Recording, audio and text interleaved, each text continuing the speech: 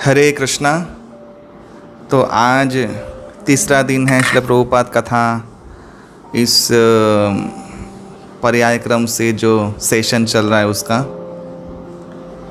आज हम लोग आगे की कथा सुनेंगे श्रील प्रभुपाद के जीवन की। कल मैंने बताया था कि कैसे प्रभुपाद जी इलाहाबाद में दीक्षित हुए तथा गौरी मठ बनाने में कैसे वे कितना सुंदर तरीके से प्रचार करने लगे गौरी मठ के सदस्य होकर, यद्यपि वे गृहस्थ थे।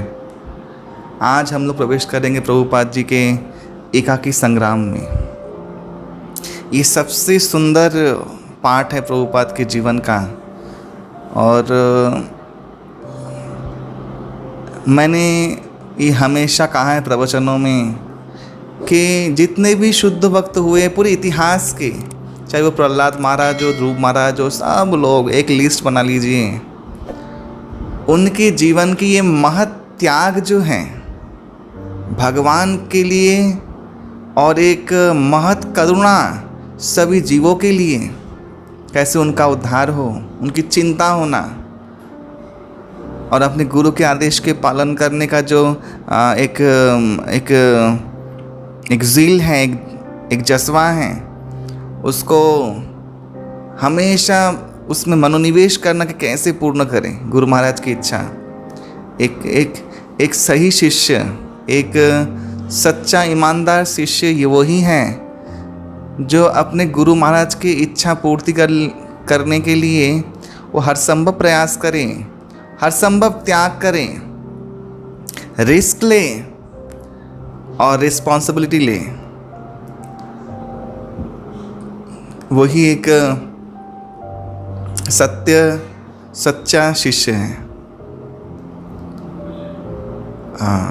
तो प्रभुपाद जी की ये जो कथा आप सुनने वाले हैं आज का, तो ये बहुत ही मार्मिक है। तो हम लोग मंगलाचरण से शुरू करेंगे। ओम अज्ञानतिमिरान्धस्य ज्ञानाञ्जनशलाकया चक्षुरुन्मीलितं येन तस्मै श्रीगुरवे नमः। श्रीचैतन्यमनोभीष्टं स्थापितं येन भूतले स्वयं रूप कदा मह्यं ददाति स्वपदान्तिकं। वन्देऽहं श्रीगुरु श्रीयुतपदकमलं श्रीगुरून् वैष्णवांश च। श्रीरूपं साग्रजातं सगन रघुनाथान्वितं तं स्वजीवं साद्वैतं सावधूतं परिजनसहितं कृष्णचैतन्यदेवं श्रीराधाकृष्णपदान् सहगणललिता श्रीविशाखान्वितांश्च। नमो विष्णुपादाय कृष्णपृष्ठाय भूतले श्रीमते भक्तिवेदान्तस्वामिन् इति नामिने। नमस्ते सारस्वती देवे श्रीगौरवाणी प्रचारिणे निर्विशेष शून्यवादी पाश्चात्योदेशतारिणे। वाञ्छाकल्पतरुभ्यश्च कृपा सिन्धुभ्य एव च पतितानां पावनेभ्यो वैष्णवेभ्यो नमो नमः। श्रीमद्गोपेश्वरं वन्दे शङ्करं करुणामयं सर्वक्लेशहरं देवं वृन्द्यारण्यरतिप्रदम्। नमो महावदन्नाय कृष्ण प्रेम प्रदायते कृष्णाय कृष्ण चैतन्य नामने गौरित्विषे नमः। नमस्ते गिरिराजाय गोवर्धन नामिने अशेष क्लेशनाशाय परमानंददायिने। हे कृष्ण करुणा सिंधु दीनबंधु जगत्पते गोपेश गोपिका कांत राधा कांतो नमस्तुते। तप्त कांचन गौरांगी राधे वृंदावनेश्वरी वृषभानुसुते देवी प्रणमामि हरिप्रिये। जय श्री कृष्ण चैतन्य प्रभु नित्यानंद श्री अद्वैत गदाधर श्रीवासादि गौर भक्त वृंद। हरे कृष्ण कृष्ण कृष्ण हरे हरे, हरे राम राम राम हरे हरे। मुखं करोति वाचालं पंगुं लंघयते गिरिं यत्कृपाहतमहं वन्दे श्रीगुरुं दिनतारिणं श्रीचैतन्यं ईश्वरं श्रीपरमानन्दमाधवम्। ओम जन्माद्यस्य यतः अन्यातितरस्तर्थेषु अभिज्ञस्वराट् तेने ब्रह्महृदजादिकवये मुह्यन्ति यत्सूरयः तेजो वारिमृदां यथा विनिमयो यत्तति सर्गं मृषाः धाम्ना स्वेन सदा निरस्तकुहकं सत्यं परमधीमहि नाम संकीर्तनं यस्य सर्वपापप्रणाशनं प्रणामो दुःखशमनस्तं नमामि हरिं परं। हरिः ओं तत्सत्। अपने श्री गुरु महाराज के चरणों में प्रपत्ति निवेदन करते हुए तथा मेरे परम आराध्य परम गुरुदेव नित्यलतजंग विष्णुपाद परमहंस परिव्रजक आचार्य अष्टोत्तर शत श्री श्रीमद् अभय चरणारविंद कृष्ण कृपा श्री मूर्ति भक्ति वेदांत स्वामी श्री प्रभुपाद के चरणों में शतकोटि वंदन करते हुए अपने इष्ट भगवान श्री श्री राधा गिरि माधव जीव के तथा श्री गिरिराज जी श्री श्री निताई मायापुर चंद्र जीव के चरणों में कोटि कोटि वंदन करते हुए आज का जो सतह है हम लोग श्रवण करेंगे और मैं कुछ अपना जो कुछ मैंने सुना है मैंने पढ़ा है वो मैं आप लोगों से साझा कर पाऊँ। यद्यपि मेरी कोई योग्यता नहीं है ऐसे एक महान शुद्ध भक्त का जीवन चरित्र का गुणगान करने का, लेकिन ये मेरे प्यूरिफिकेशन मेरे पवित्रीकरण के लिए मैं आप ही सभी लोगों से कृपा याचना करता हूँ कि मैं ये कर पाऊँ। समस्त वरिष्ठ वैष्णव को मेरा प्रणाम, वैष्णवियों को मेरा प्रणाम। तो श्रील प्रभुपाद का ये जो कथन हम लोग सुनेंगे अभी, ये भी वही चीज़ है जो प्रहलाद महाराज के जीवन में घटा था। ये वही चीज़ है जो ध्रुव महाराज के जीवन में घटा था। ये वही चीज़ है जो पांडवों के भीष्म पितामह के कुंती महारानी के जीवन में घटा था। ये वही चीज़ है जो हर एक शुद्ध भक्त तुकाराम जी, सूरदास जी, तुलसीदास जी, शिला रामानुजाचार्य पाद, शिला माधवाचार्य पाद, शिला निम्बार्काचार्य, शिला विष्णु स्वामी तथा शिला बल्लभाचार्य, वल्लभ भट्ट इत्यादि समस्त महान वैष्णवों के जीवन में अवश्य घटित हुआ है।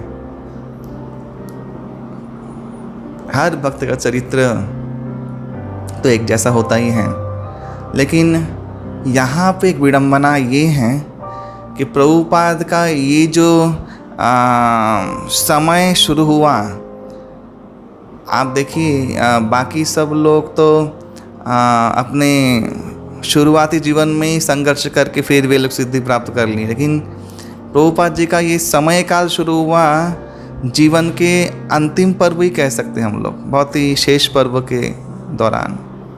और प्रभुपाद जी ने उस उम्र में उस 10 साल में वो करिश्मा कर दिया, वो चमत्कार कर दिया जो अकल्पनीय है किसी के लिए भी।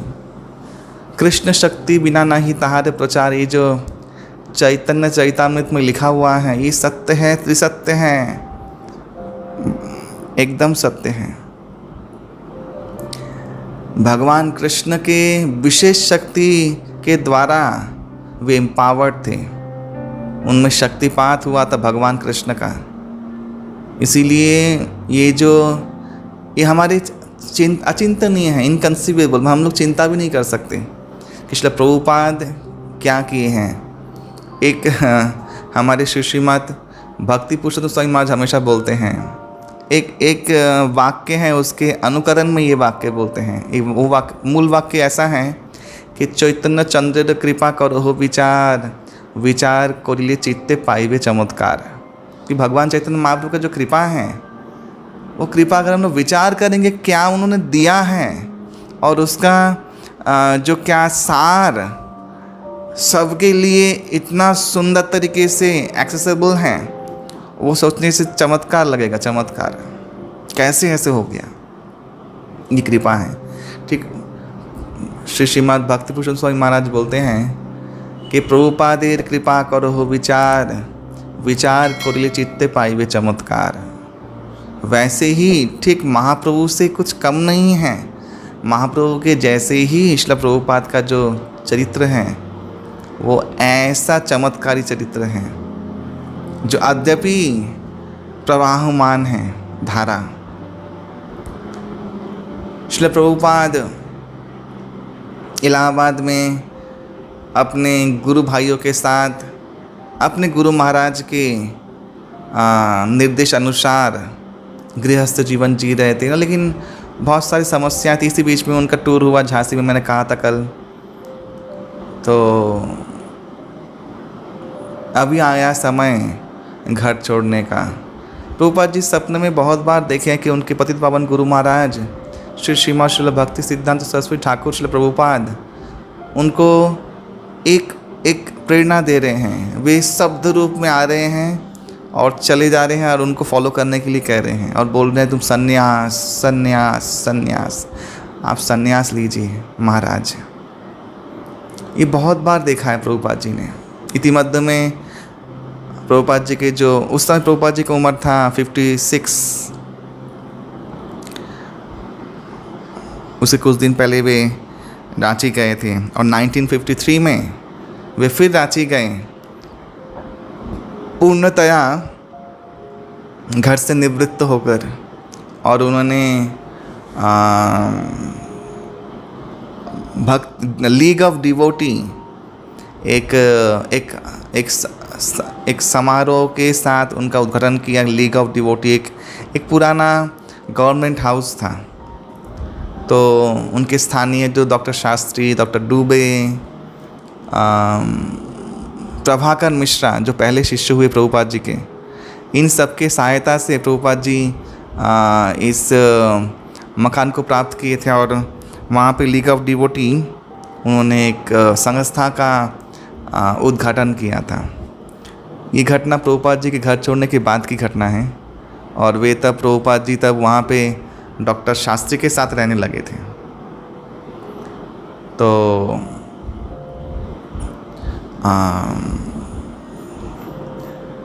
क्या हुआ कि प्रभुपाद जी के तो जो बड़े बेटे हैं और फिर उनकी बेटी हुई, उनके छोटा बेटा वृंदावन चंद्र इत्यादि सब लोग बड़े हो चुके थे।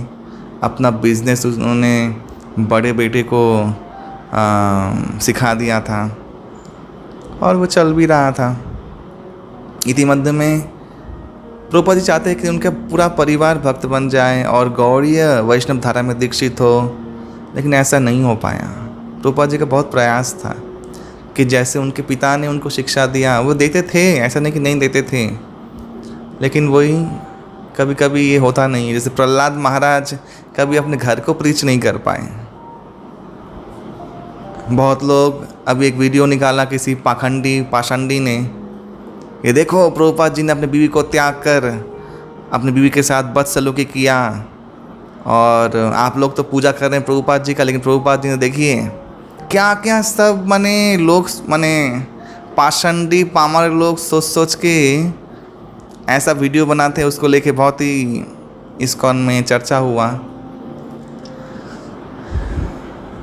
तो हिस्ट्री में ऐसा है, मैं इसलिए बोल रहा हूँ कि मैं उदाहरण दे रहा हूँ शास्त्र से। प्रहलाद महाराज की वजह से प्रहलाद महाराज की माँ का मृत्यु हुआ था, कयाधु का, हिरण्यकशिपु ने खुद किया था। प्रहलाद महाराज की वजह से ही भगवान निश्चिंत प्रकट होकर हिरण्यकशिपु का वध किए थे। प्रभुपाद ने तो ऐसा कुछ भी नहीं किया है। प्रभुपाद ने उनका पालन किया, सब कुछ किया, लेकिन प्रभुपाद जी बीतश्रद्ध हो गए थे। बहुत ट्राई किया, एक दिन तो हद हो गई। प्रभुपाद जी का जो कमेंट्री है भागवतम के ऊपर, प्रभुपाद का वो लिखा हुआ कुछ जो दस्तावेज थे और प्रभुपाद का भागवतम का ग्रंथ था, उसको बेचकर उनकी बीवी चाय लेके आई। प्रभुपाद जी ने कहा कि या चाय, टी और मी, तो उनकी बीवी ने कहा टी। तो उनकी पत्नी सोची कि जैसा होता है कि नेचर लोग का भोगी नेचर, भक्ति करना, भक्ति में समर्पित होना, ये सब बुद्धि तो भगवत प्रदत्त होता है, ये सबकी बस की बात भी नहीं होती है। कृपा चाहिए।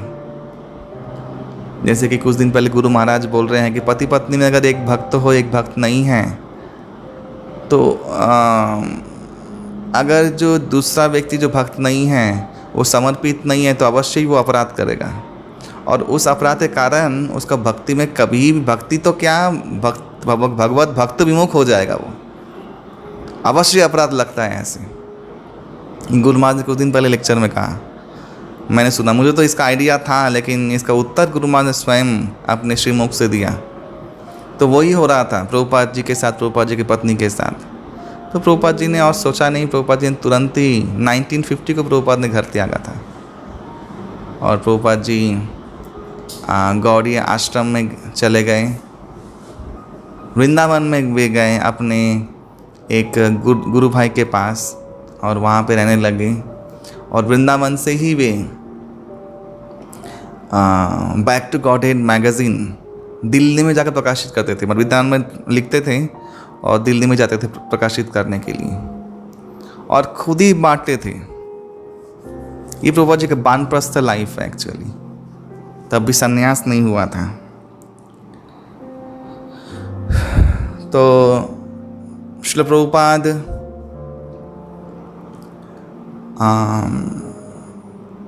श्रील प्रभुपाद जी सुबह निकलते ट्रेन पकड़कर दिल्ली के लिए, खुद प्रूफ रीडिंग करते, खुद लिखते, छपवाते, फिर लेके आते और खुद बांटते। कुछ पैसा नहीं, कोई आश्रय नहीं, ठीक ठाक कपड़ा भी नहीं है। कभी कभी कपड़ा उनके जो मित्र थे और गुरु भाई भी थे वे उनको देते थे। आहार निद्रा सब कुछ, सोना निद्रा तो 2 घंटा सिर्फ, और 64 माला जप करना और सिर्फ प्रतीक्षा करना कब मैं अपने गुरुदेव का इच्छा पूर्ण करूंगा। इनके घर वालों ने सोचा था कि प्रभुपाद जी घूम घाम के चले आएंगे, लेकिन प्रभुपाद जी दृढ़ प्रतिज्ञा, उन्होंने उस समय ऐसा प्रयास किया जो समय लोग रिटायर होके घर में चाहते हैं कि वे सुखपूर्वक रहें, उस समय उन्होंने ऐसा किया।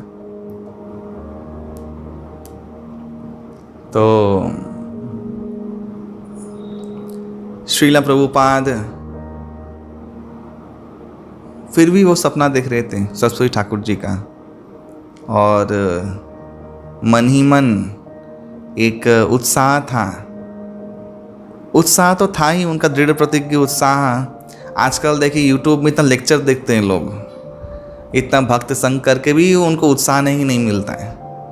हाँ, क्योंकि वो लोग उत्साह लेने के लिए नहीं आए हैं। उत्साह तब मिलता है जब हम लोग गुरु के सेवा में दृढ़ प्रति होते हैं एक्चुअली, तब हमें हमेशा उत्साह, हम लोग कभी भी किसी के द्वारा निरुत्साही नहीं हो सकते।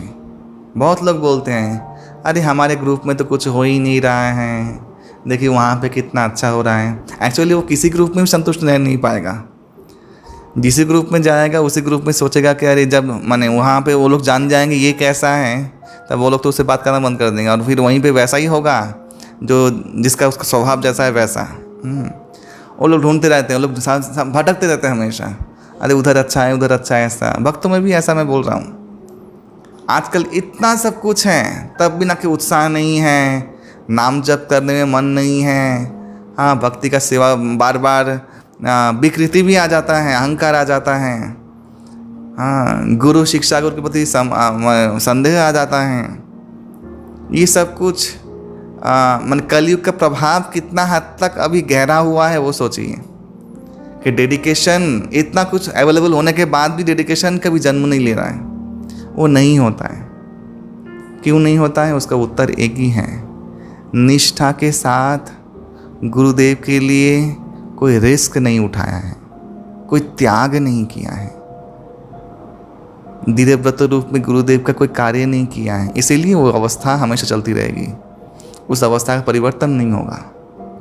मन नहीं लगेगा, wondering, just roaming here and there, wondering. ISKCON में भी आके इस इस्कॉन उस ग्रुप में सब रोमिंग कर रहे हैं, उनको पता नहीं क्या चाहिए।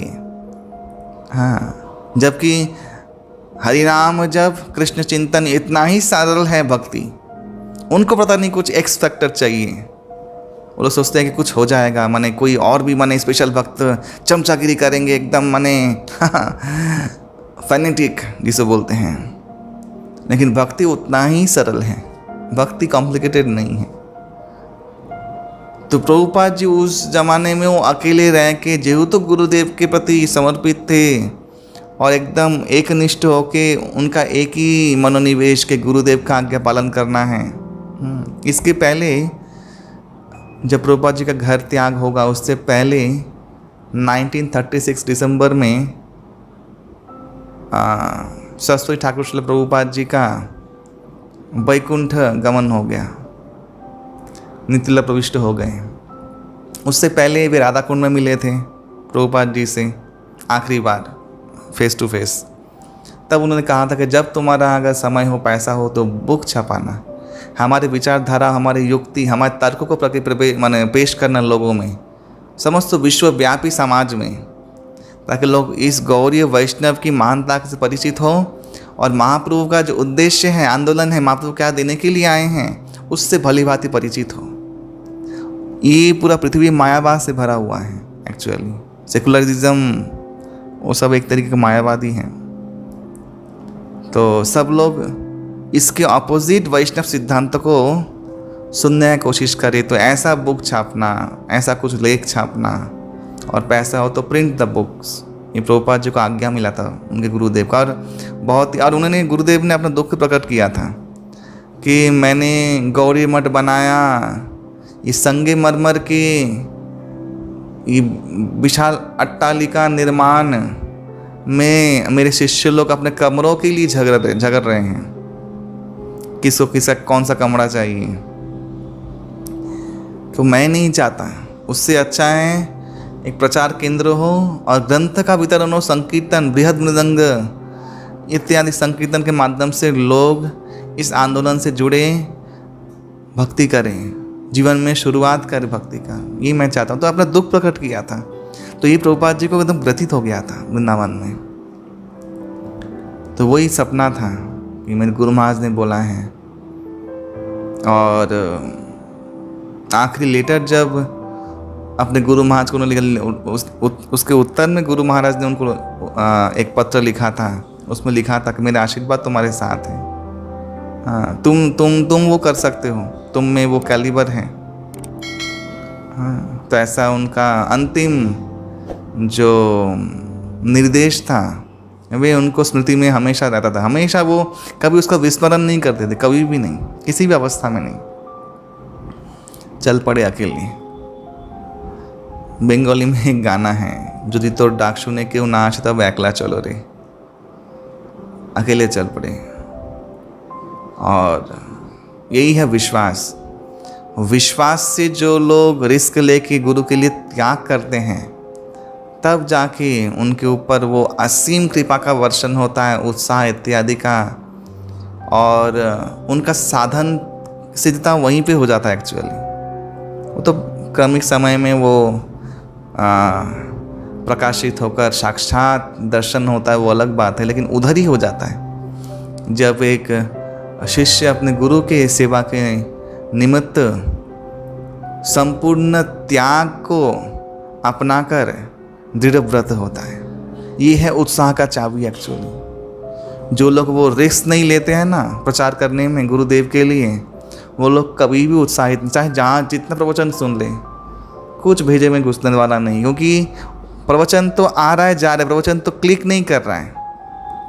समस्त प्रवचन का उद्देश्य तो यही होता है, श्री कृष्ण प्रत्यार्थ अखिल चेष्टा।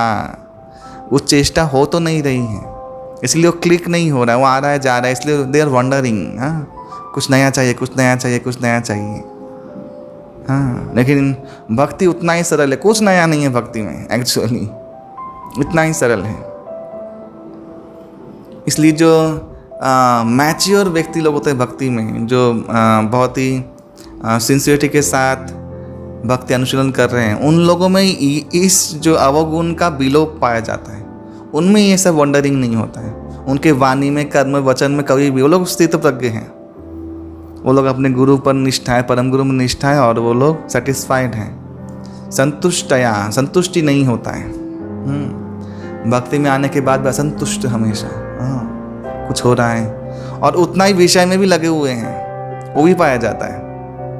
एक शो ऑफ करते हैं कि they are very sincere, but उतना विषय में, हाँ पैसा कहाँ से आएगा, पैसा पैसा पैसा, कितना पैसा बचाना है, कितना कंजूसी करना है, हाँ एक खर्चा करके भगवान को फूल लाने का औकात नहीं है। भगवान को अच्छा अच्छा व्यंजन बना के ये सब बुद्धि में नहीं आता है। सिर्फ बड़ा बड़ा बात, उनको बड़ा बड़ा चीज़ चाहिए, उनको चाहिए सब कुछ, वो किसी को कुछ नहीं देंगे। ये है उनका नेचर, ये जैसे क्रिकेटनेस एक्चुअली। तो इसलिए वो लोग हमेशा तृप्त आत्मा रहेंगे और लास्ट प्रेतत्व प्राप्त हो जाएंगे। आतृत्व जो रहता है वो प्रेतत्व प्राप्त होता है, तो ऐसे प्रेतत्व प्राप्त हो जाएंगे मरने के बाद। मैंने कल कहा था ना, वही हरि नाम उनका सर्वनाश करेगा। तो प्रभुपाद जी इससे एकदम विरूप, ये मैं सिखा रहा हूँ, माने ये शिक्षा है एक्चुअली, मैं नहीं सिखा रहा हूँ, मैं खुद सीख रहा हूँ, ये शिक्षा है। प्रभुपाद जी उससे विरूप एकदम, अकेले, कोई यूट्यूब के लेक्चर नहीं, कुछ कहाँ प्रवचन, कोई रिकॉर्डिंग नहीं, कोई रिकॉर्डर नहीं जो सुनेंगे प्रवचन सुनने के लिए, उनको उत्साह चाहिए। हम लोग बोलते हैं ना प्रवचन सुना उत्साह चाहिए, प्रभुपाद जी का वही ग्रंथराज श्रीमद् भागवतम पढ़ रहे हैं और वही जो उपदेश है उनका स्मरण कर रहे हैं, माथे में उनका स्मरण हो रहा है, यही है वो लेक्चर चल रहा है ऑलरेडी, उनका मनन हो रहा है, निधिध्यासन हो रहा है और उनको प्रेरणा मिलती जा रही है। तो श्री प्रभुपाद ने घर छोड़ा 1950 साल में वृंदावन में, और ऐसे उनका वही इच्छा, गुरु महाराज का जो पूर्व इच्छा था वो पूर्ण करने के लिए Back to God magazine का लेख लिखते, प्रिंट करते हैं, प्रूफ रीड करते हैं, रात रात भर वहाँ से थके हारे लौट के आते, बिना खाए सो जाते। हाँ, इसी बीच 1953 में वे लौट के वही लीग ऑफ झांसी में लीग ऑफ डिवोटी का उन्होंने संस्था खोला, लेकिन वो चल नहीं पाया। एक दिन प्रभुपाद वृंदावन से लौट के आके देख रहे हैं कि वो गवर्नमेंट हाउस किसने ले लिया है, और हाउस ही नहीं रहा, भक्त लोग भी इधर उधर घर चले गए हैं।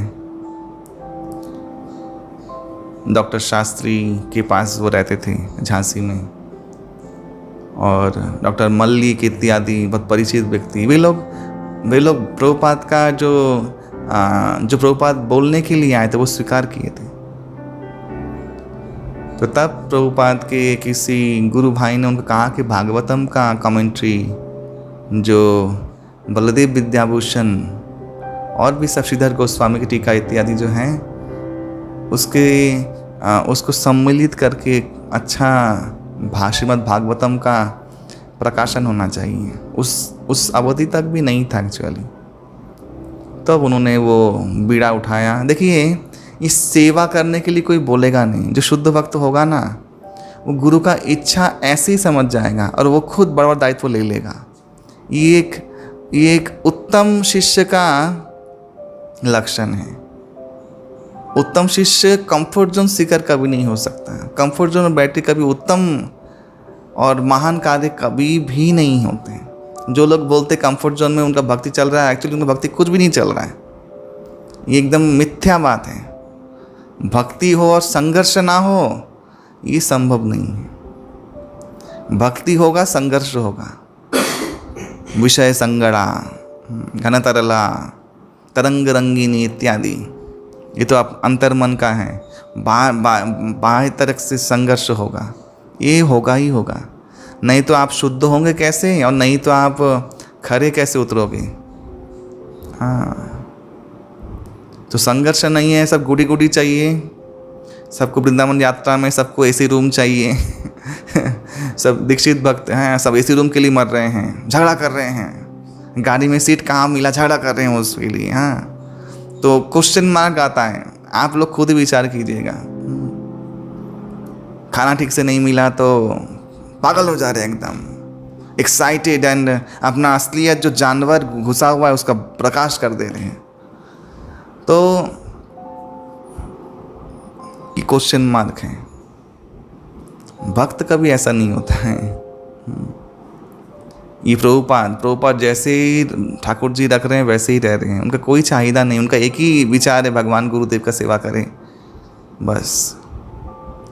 और कोई समस्त दैहिक कंफर्ट को तो भूल ही गए हैं, त्यागा नहीं है, भूल गए। वो है, वो जो बॉडी में है यही स्मृति नहीं है, वे एक आत्मा रूप में कार्य कर रहे हैं। कभी कभी मैंने ये पढ़ा है लीलामृत में, मेरे आंखों में आंसू आ गए। कभी कभी कुछ खा के नहीं आते थे, पैसा नहीं होता था प्रभुपाद जी के पास। और जो प्रिंट दिल्ली में जहाँ पे प्रिंटिंग करवाते थे, बोलते स्वामी जी कुछ खा के आए हैं, ऐसे ही बोलते हाँ हाँ हाँ कोई बात नहीं, खा के आए हैं, खा के आए। मैंने इतना लोगों के प्रति मैंने सौदार्यता कि वो मेरे प्रेजेंस से कोई विरक्त ना हो जाए, ये साधु का लक्षण है। हाँ हाँ हाँ खा के आए हैं।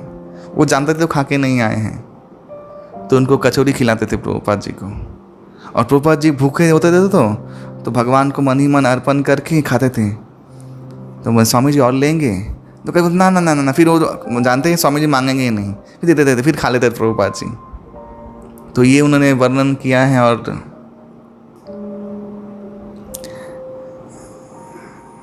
वो शुद्ध भक्त जिसने बीड़ा उठाया सबके उद्धार करने का, ऐसे ही भूखे रह जाते हैं और आ जाते हैं। प्रभुपाद जी का एक गुरु भाई और उनके सन्यासी एक गुरु भाई, उन्होंने कहा कि अभय, पहले तो डरते थे सन्यास लेने से, लेकिन फिर बोला नहीं अभय तुम सन्यास लो, अभी समय है, सन्यास ले लो। तो उन्होंने मनोनीत कर लिया, हाँ अभी सन्यास लेने की बारी, मेरे गुरु महाराज का भी आज्ञा है। और कदाचित ये गुरु महाराज के प्रेरणा से मेरे गुरु भाई मुझे आदेश कर रहे हैं। तो 17 सितंबर को 1959 में उन्होंने संन्यास लिया वृंदावन में, विश्व रूप महोत्सव के दिन। इसलिए मैंने एक बहुत सुंदर चीज़ परिलक्षित किया है, ये प्रभुपाद के शिष्य लोग सब प्रभुपाद ही है एक्चुअली मेरे ख्याल से, एक एक शिष्य प्रभुपाद। जैसे महाप्रभु की विभूति थे छठा गोस्वामी प्रभुगण, वो लोग महाप्रभु जैसे ही थे, ठीक ऐसे ही प्रभुपाद के शिष्य प्रभुपाद की विभूतियाँ हैं। तो श्री श्रीमद् भक्तिचार्य स्वामी महाराज, भक्तिचार्य स्वामी गुरु महाराज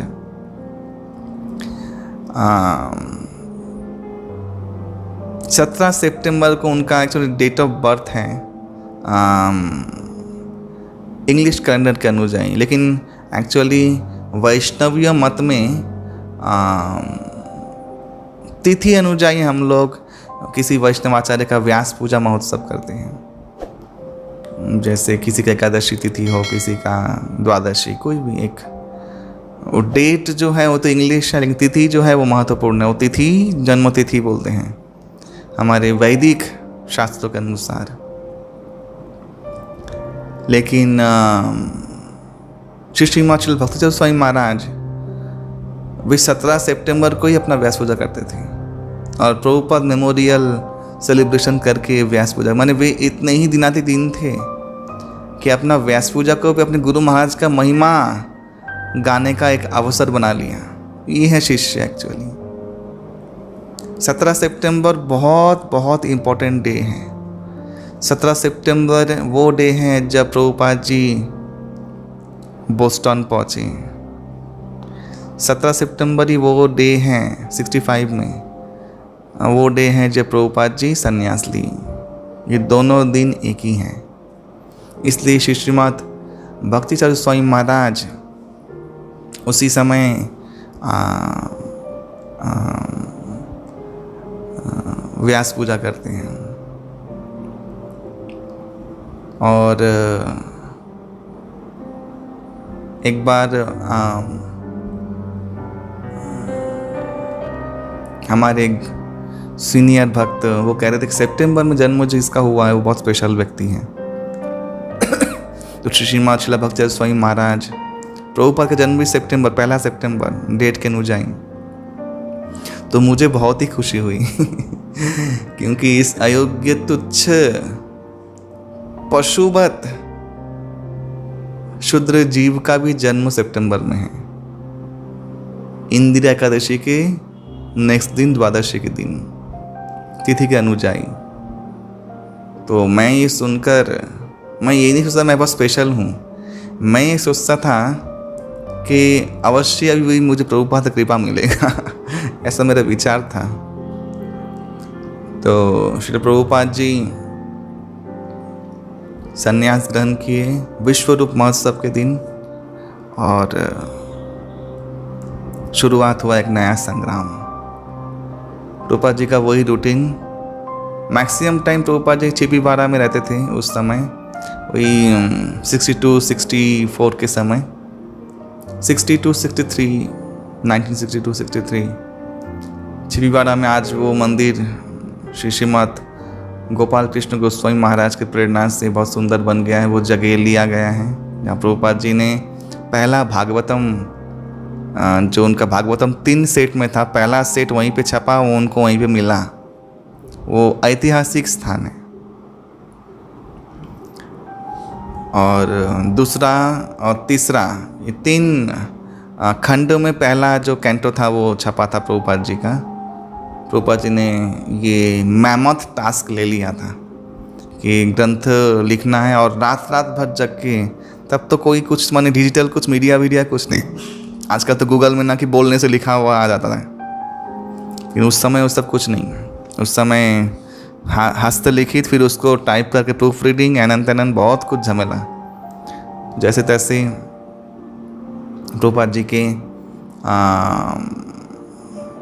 कुछ अग्रवाल परिचित थे, वे प्रभुपाद जी को हेल्प किए प्रभुपाद जी के प्रकाशन में, और डॉक्टर शास्त्री ने भी हेल्प किया, कुछ मॉनिटरी हेल्प, जो झांसी के थे।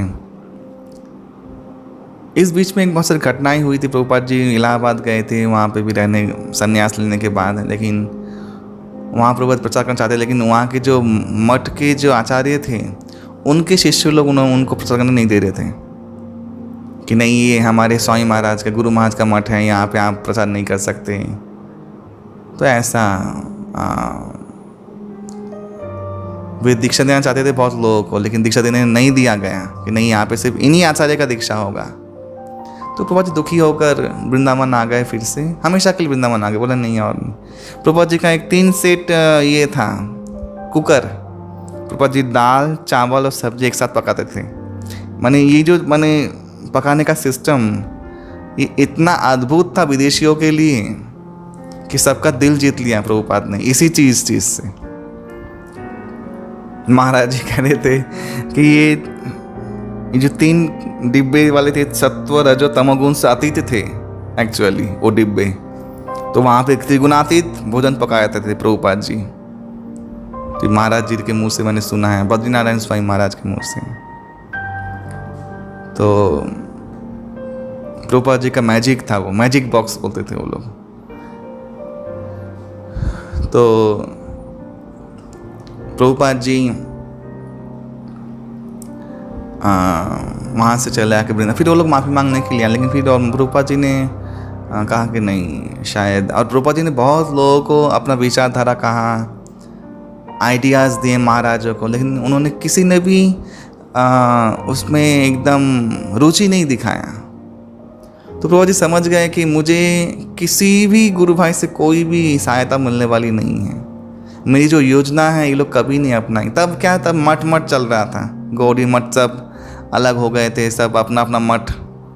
हाँ, वो जो चीज़ था फोकस, सरस्वती ठाकुर का मेन जो उद्देश्य, एक साथ एक छत के नीचे आके सेवा करना, जीबीसी गवर्निंग बॉडी कमीशन गठन करते हुए एक साथ रहना, ये जो चीज़ था वो तब सब लोग भूल भी चुके थे, और सब अपने मठों को लेके, ज़मीन को लेके माने केस करना, उसमें लड़ते रहना, ये सब में टाइम पास कर रहे थे।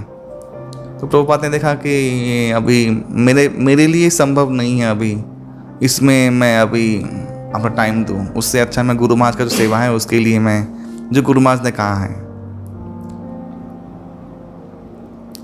और एक्चुअली उस समय में सरस्वती ठाकुर ने 63 गौड़ीय मठ बना लिए थे, बड़े बड़े गौड़ीय मठ, सभी भारत के विभिन्न प्रदेशों में, साउथ इंडिया में, सब जगह में। उनके प्रवीण कुछ शिष्यों ने भी बहुत सारे मठ बनाए। उसके बाद एक था रंगून में, 64 मठ बनाए थे, एक रंगून में था, म्यांमार बर्मा में। लेकिन प्रचार नहीं हो रहा था।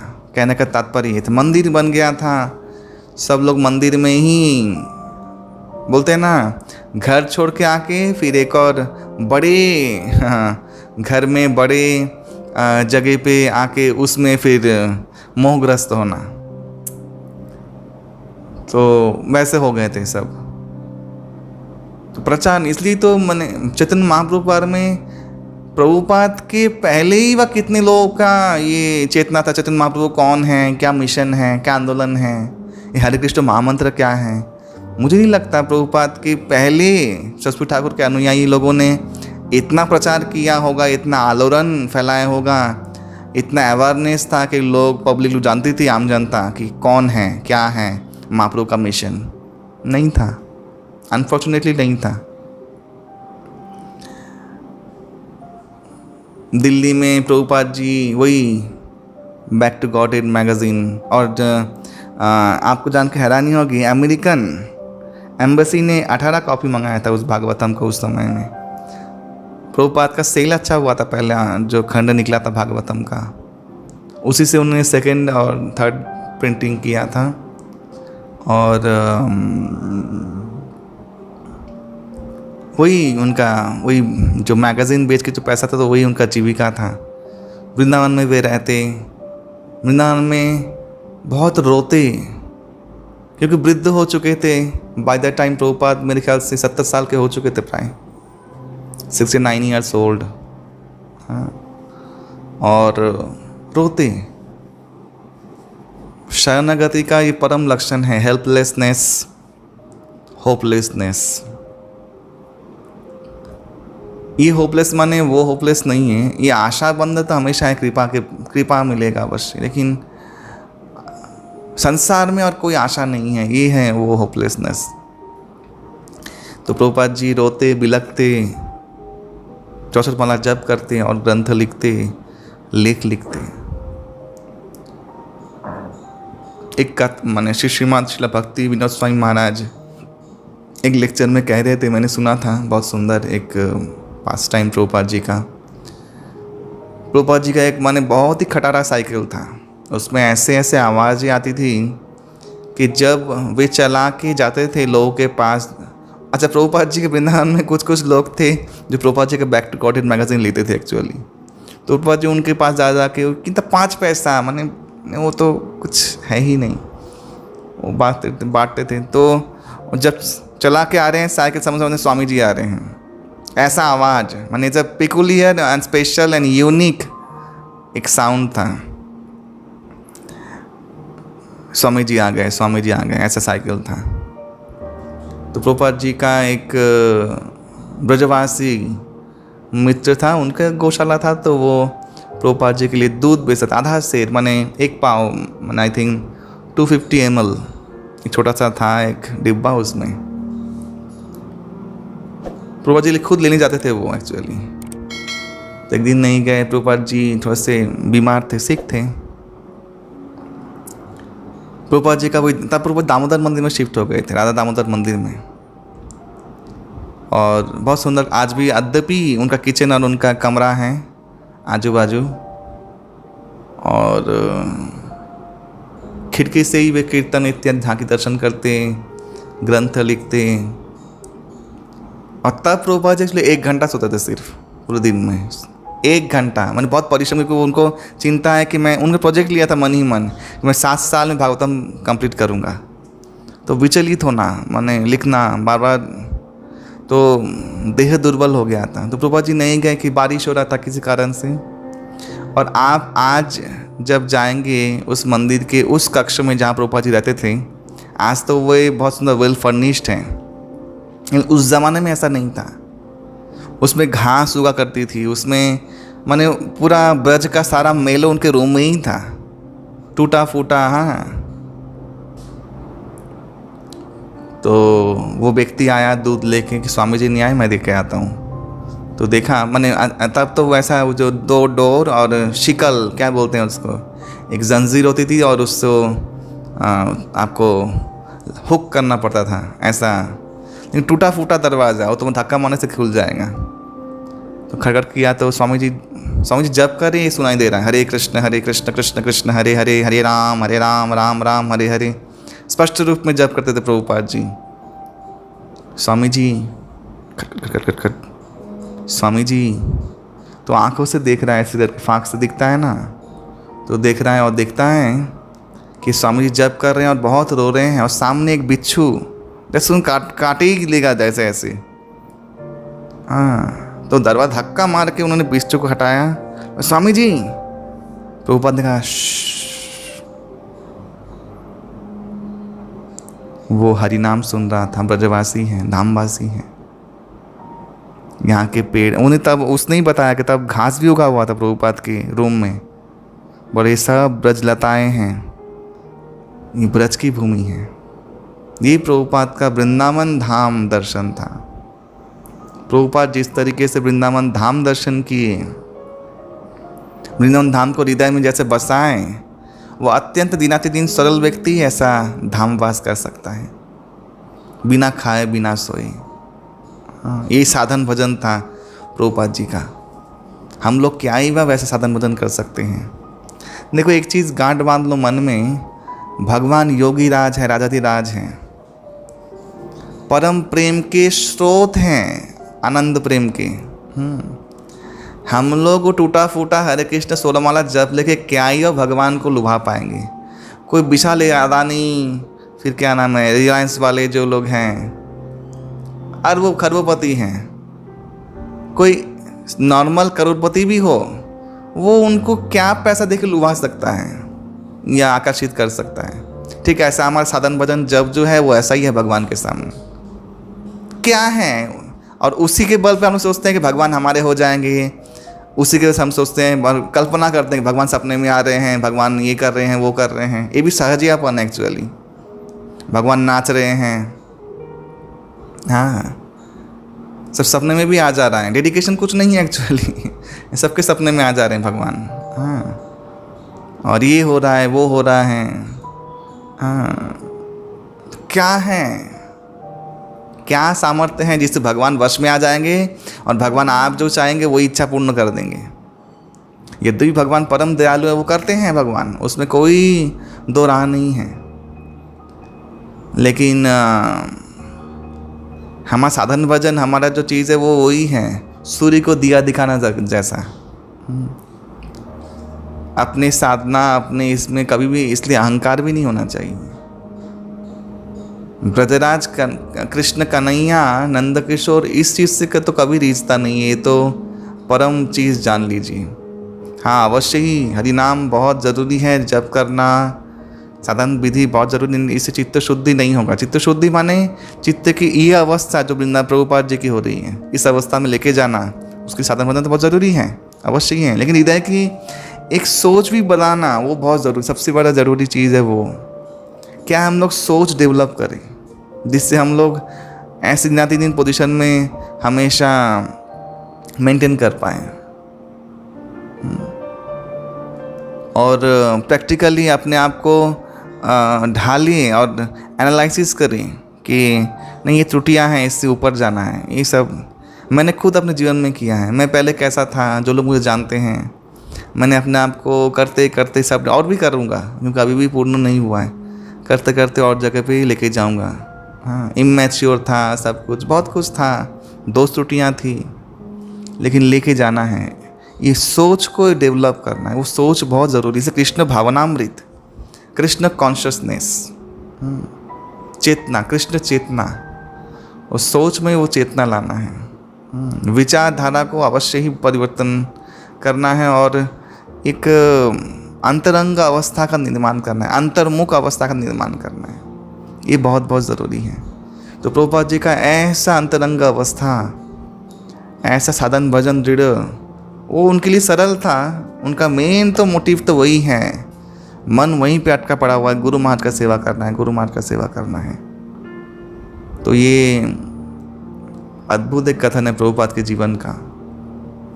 प्रभुपाद प्राय जीव गोस्वामी पाद, रूप गोस्वामी पाद को सपने में देखते थे। एक दिन जब प्रभुपाद प्रसाद ले रहे थे तब साक्षात श्रील रूप गोस्वामी पाद ने प्रकट, एक्चुअली उनके जो पहले जो पुजारी थे राधा दामोदर जी के, उन्होंने एक वाकया हम लोग के साथ शेयर किया कि प्राय रात में, मध्य रात्रि में पीछे से रोने का आवाज़ आता था जहाँ पे समाधि है श्री रूप गोस्वामी पाद की। तो बोले पता नहीं कौन रो रहा है, क्या मैं गलत सुन रहा हूँ।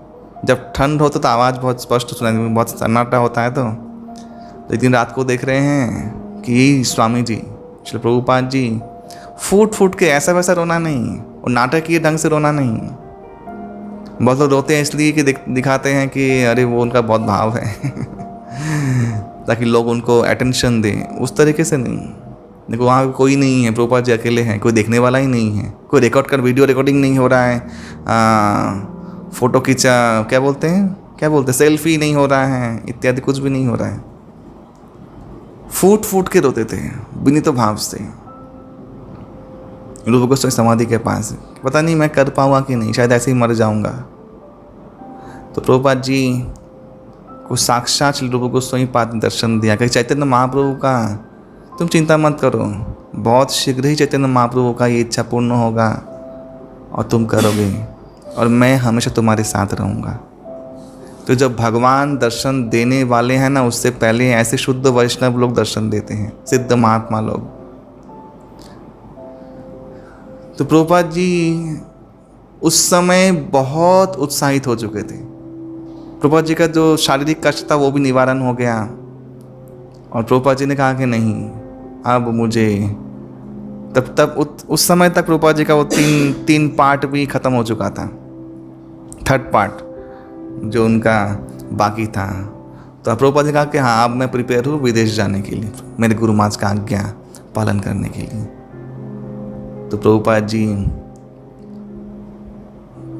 उस टाइम प्रभुपाद जी ने उसके पहले प्रभुपाद जी लाल बहादुर शास्त्री से भी मिले, उनको भागवतम का वो पहला खंड दिया और बहुत जगहों से उनका बहुत लोगों ने सराहना किया, बहुत लोगों ने उनका जो लेख है, बहुत सारी फैमिलीज झांसी में भी भेजा उन्होंने, सब लोगों ने वो बुक पढ़ के बहुत उनका तारीफ़ किया।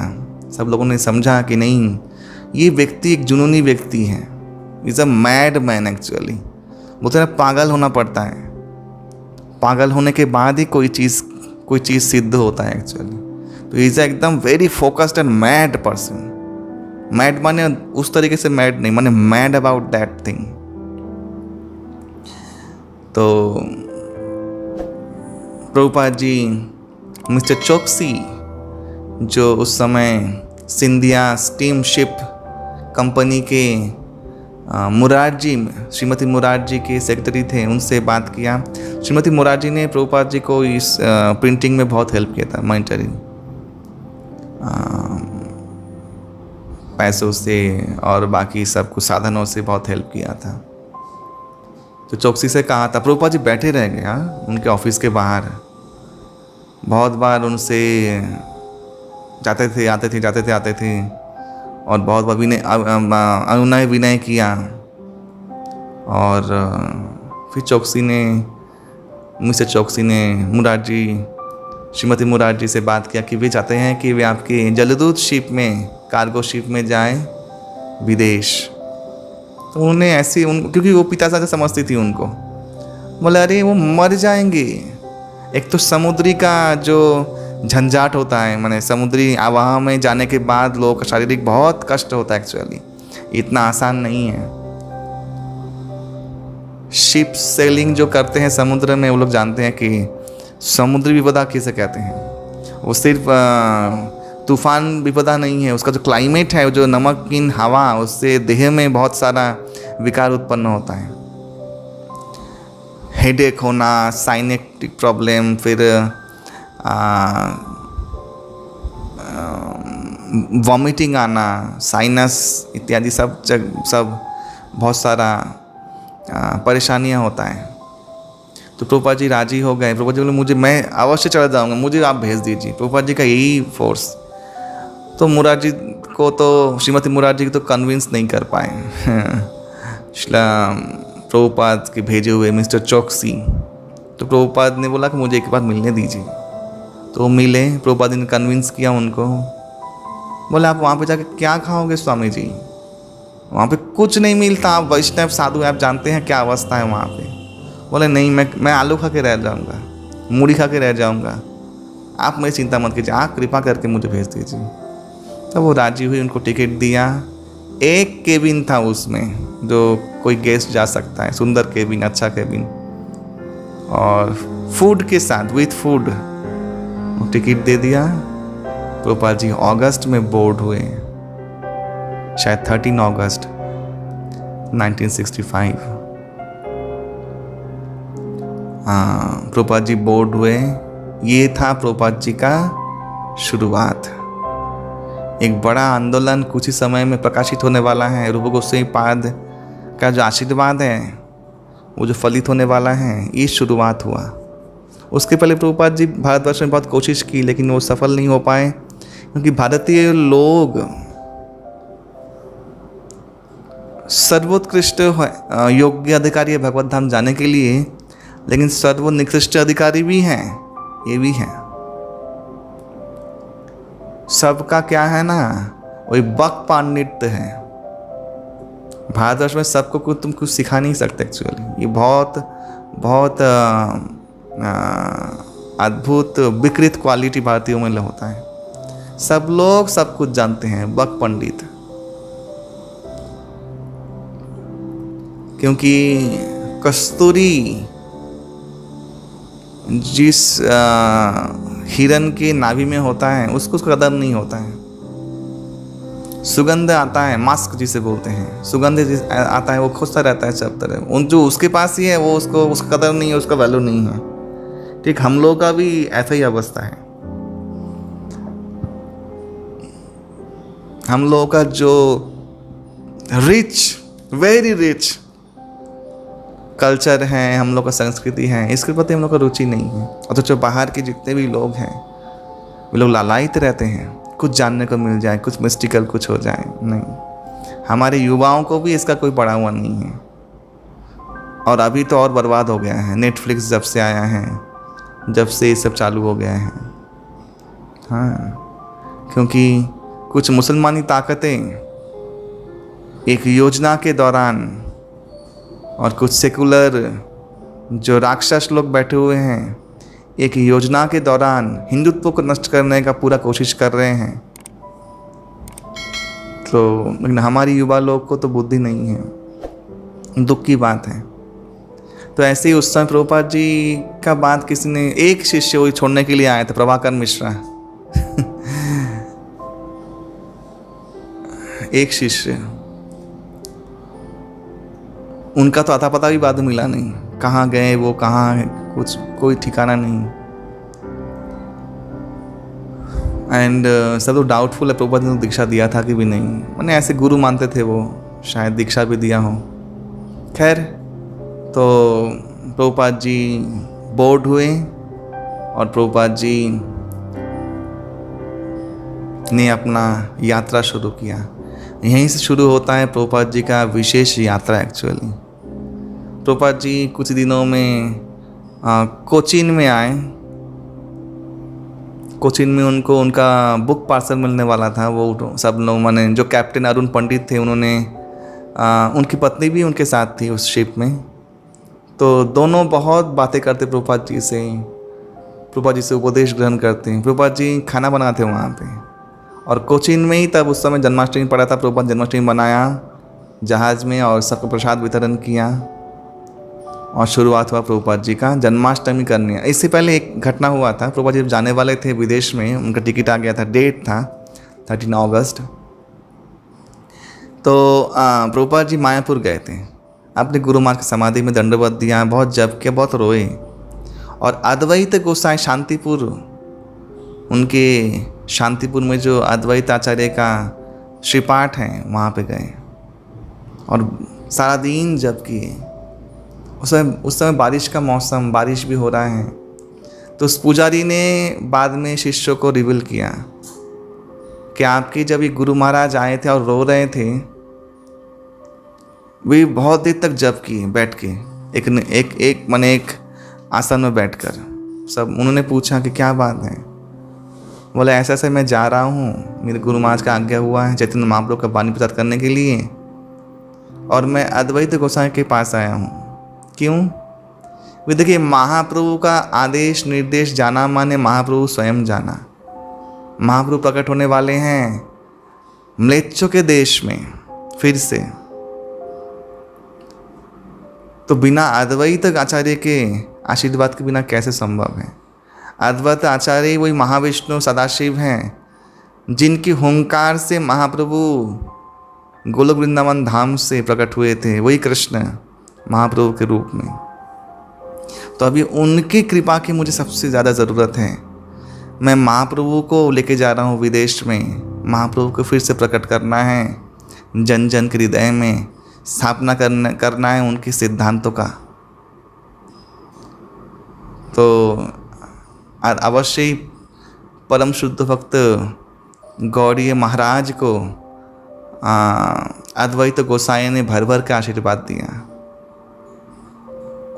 और प्रभुपाद जी तब रवाना दिए। जन्माष्टमी मनाया, समुद्री बहुत आपदाएं थी और प्रभुपाद जी को कष्ट हुआ बहुत। जब सीवेज कैनल में घुसा जहाज, तो उसके बाद अटलांटिक आने वाला है, तो सब लोग जितने भी जो भी बड़े बड़े शिप जाते हैं यहाँ से अमेरिका, वो लोग इसी जो फेस के लिए डर के रहते हैं, माने क्या होगा पैसिफिक, माने अतलांटिक, इसका तलातल नहीं है, ये अटलांटिक है, अतलांटिक। तो अंतहीन तल विशिष्ट जो सागर है, उसका जो सामना करना सबके लिए एक चैलेंज होता है एक्चुअली। आज तक भी, अद्यपि भी, इतना एडवांस होने के बाद, एडवांसमेंट होने के बाद भी। तो प्रभुपाद जी की इतिमत में 2 हार्ट अटैक आया। प्रभुपाद जी ने वो सहन किया, प्रभुपाद जी किसी को कुछ बोले नहीं। प्रभुपाद जी और तबीयत खराब हो गया, और तब रात को सपने में या साक्षात भगवान ब्रजेंद्र नंदन कृष्ण ने दर्शन दिया, और दर्शन ही दे दिया अपने दशावतारों को। प्रभुपाद जी देख रहे हैं कि वो दशावतार के रूप दर्शन दे रहे हैं, और वे सब जलदूत जहाज में उपस्थित हैं, और वे ही लोग जहाज को लेके जाएंगे आगे। भगवान ने उनको उनके मस्तक को हृदय से लगाया और कहा कि तुम चिंता मत करो, सब कुछ हो जाएगा। और सत्य में ही ये हुआ। तो प्रभुपाद जी को सिद्धि मिली जलदूत जहाज में, और प्रभुपाद ने समस्त अवतारों का अपने आंखों से दर्शन किया था, और सब जहाज में थे। और उसके बाद से प्रभुपाद की तबीयत भी ठीक हो गया, समस्त आबोहवा भी ठीक हो गया, और बहुत शांत पैसिफिक ओशन। अरुण पंडित जी बोल रहे हैं, जो कैप्टन थे, वो बोल रहे हैं कि मैंने कभी भी अपने जीवन काल में कभी इस पैसिफिक को, इस अटलांटिक सागर को कभी भी ऐसा शांत नहीं देखा, पैसिफिक ओशन। और 17 सितंबर 35 दिनों के बाद शायद प्रभुपाद जी 35 या 31 दिन के बाद प्रभुपाद जी पहुँचे बोस्टन के बंदरगाह। वहाँ प्रभुपाद जी का इमिग्रेशन हुआ, तो प्रभुपाद जी को घुमाने लेके गए कैप्टन जो थे। प्रभुपाद जी ने पहली बार अमेरिका को देखा। यहाँ पे लिखा हुआ है कि बार्ड्स वगैरह सब कुछ देखे प्रभुपाद जी ने अपनी आंखों से। और प्रभुपाद जी ने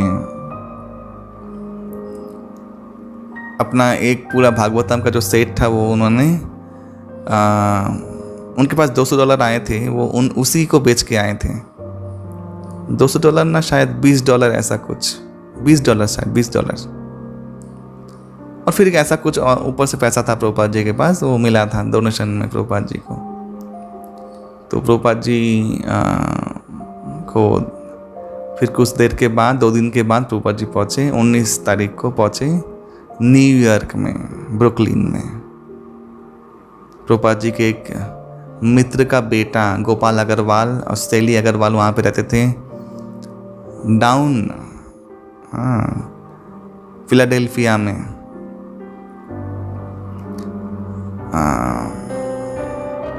बाटलर में। प्रभुपाद जी को दाएं जाना है कि बाएं जाना ये पता नहीं है। प्रभुपाद जी बाहर निकले तो उन्होंने कार भेजा था, तो वो कार में उनका नाम लिखा हुआ था, तो वो उधर गए और वहाँ से शुरुआत हुआ प्रभुपाद जी का ये इस्कॉन मूवमेंट का बुनियाद। तो आगे हम लोग कल सुनेंगे प्रभुपाद जी ने कैसे विदेशियों को प्रचार किया और कैसे प्रभुपाद जी का सपना पूरा हुआ। प्रभुपाद जी ने 10 साल में वो किया जो असंभव है किसी भी 70 साल की उम्र के लोगों के लिए करना। एक बार श्री श्रीमद श्रील भक्ति स्वामी महाराज कह रहे थे कि प्रभुपाद जी के जो अनवद्य कीर्ति हैं ये हम लोग कौन कौन रियलाइज़ कर पाए हैं। तो किसी ने हाथ उठाया कि हाँ हम लोग। प्रभुपाद महाराज ने कहा कि नहीं, हम लोग कोई भी रियलाइज़ नहीं कर पाए। क्यों बताएं? क्योंकि हम लोग 70 साल के नहीं हुए हैं। जब हम लोग 70 साल के होंगे और उस समय ऐसा हम लोग का जुनून जज्बा होगा और हम लोग सेवा करेंगे, तब समझ में आएगा प्रभुपाद जी ने क्या किया है। प्रभुपाद जी 70 साल से माने 10 साल 81 ईयर्स में प्रभुपाद जी भगवत धाम चले गए थे 1977 नवंबर में, कार्तिक के दामोदर मंथ में। तो आगे का हम लोग कल सुनेंगे कैसे प्रभुपाद जी का प्रचार शुरू हुआ। ये भी एक अद्भुत एक माने कैसे हुआ, एक तो ये माने इसका तो वर्णन भी आश्चर्यजनक है। एक्चुअली ये कृष्ण शक्ति का प्रकाश है। बहुत धन्यवाद। कल अवश्य ही फिर मिलते हैं श्री प्रभुपाद कथामृत में। हरे कृष्णा। शुभ रात्रि।